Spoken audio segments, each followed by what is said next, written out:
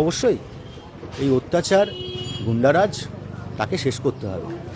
মানুষ তার কথা বলতে পারে না, আপনি আপনার পছন্দ মতন রাজনীতি করতে পারেন না।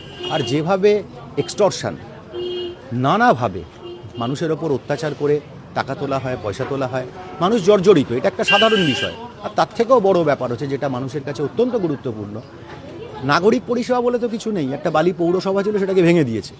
তারপরে জঞ্জাল শহর বালি, এই জায়গা থেকে বালিকে মুক্ত করতে হবে, জঞ্জাল মুক্ত বালি তৈরি করতে হবে।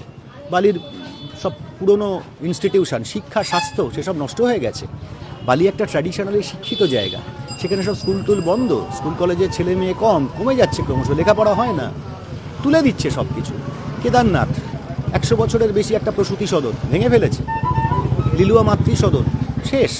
তাহলে এই যে শিক্ষা স্বাস্থ্যের ক্ষেত্রে একটা অরাজকতা, এবং তার ক্ষেত্রে হচ্ছে সবথেকে বড় কথা যে নাগরিক পরিষেবা, একটু ভালো পানীয় জল, একটু ভালো জঞ্জাল সাফাই, নর্দমাগুলো পরিষ্কার হবে, এই যে ব্যবস্থা মানুষ চায় না একটা সুস্থ পরিবেশে থাকবো, সেটা ডেমোলিস্ট।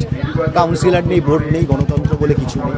তার ফলে মানুষ ব্যাক করতে চাইছে, এবং মানুষের কাছে স্মৃতি হচ্ছে এই সমস্ত পৌর পরিষেবা এবং একটা শান্তিপূর্ণ ভালো অবস্থা, যখন এরকম ধরনের অত্যাচার হতো না, সেই লাল ঝান্ডা। তাই মানুষ হাল ফেরাতে চাইছে বলে লাল ফেরাতে চাইছে।